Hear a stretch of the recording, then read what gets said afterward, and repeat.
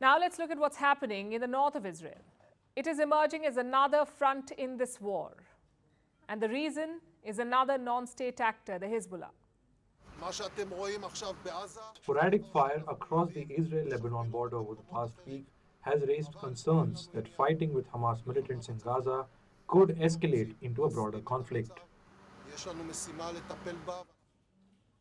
You heard the Israeli Defense Minister. They're worried about a bigger conflict, and we will tell you why in some time. But first, let's look at the latest developments. The Israel-Lebanon border has already seen some unrest. Hezbollah has fired rockets. Israel has hit back with mortar fire. Basically, there have been several exchanges of fire.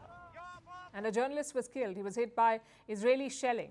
A few others were injured. So Tel Aviv is no longer taking any chances. It has sent a large chunk of soldiers to the border with Lebanon. It is also evacuating citizens from the northern villages. Anyone living within 2 kilometers of the Lebanese border is being asked to leave by Israel.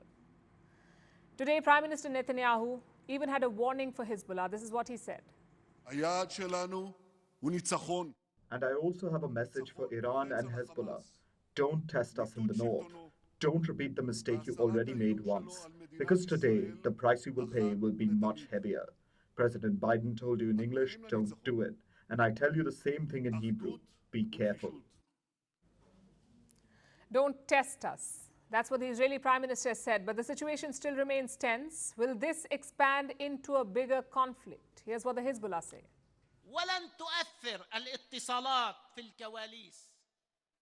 We as Hezbollah contribute to the confrontation, and we will contribute to it within our vision and our plan. We follow the moves of the enemy, and we are fully ready. When the time comes for any action, we will carry it out.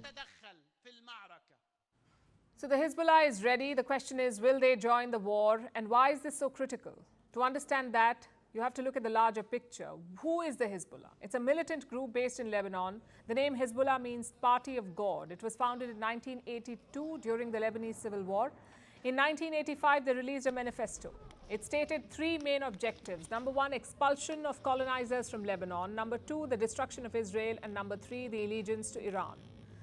Now, like Hamas, the Hezbollah have 2 wings, a military wing and a political one.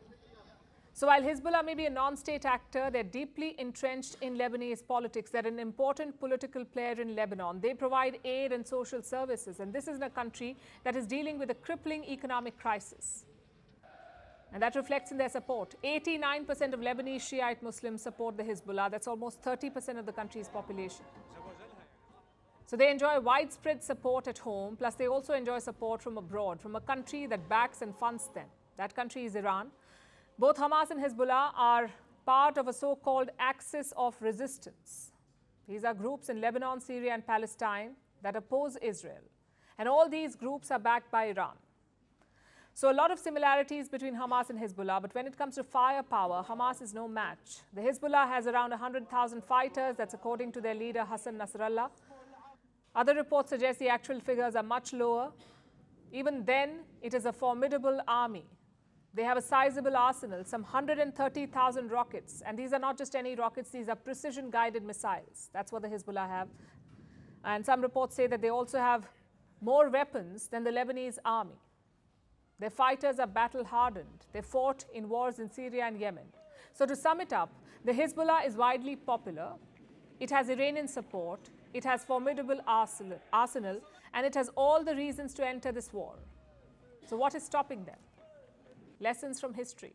In 2006, Israel and Hezbollah fought a bloody war. 1,200 died in Lebanon, 160 died in Israel. That was a war that went on for 34 days.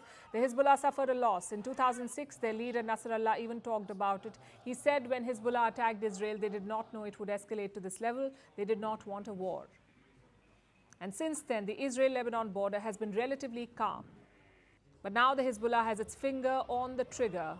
If they pull it, it would plunge the region into a wider conflict. Israel says they're prepared for it, that they've already warned Hezbollah and Iran. But Lebanon is perhaps not prepared to deal with the consequences. They're already suffering an economic crisis. A war will cripple their economy. And that is perhaps the crux of the issue.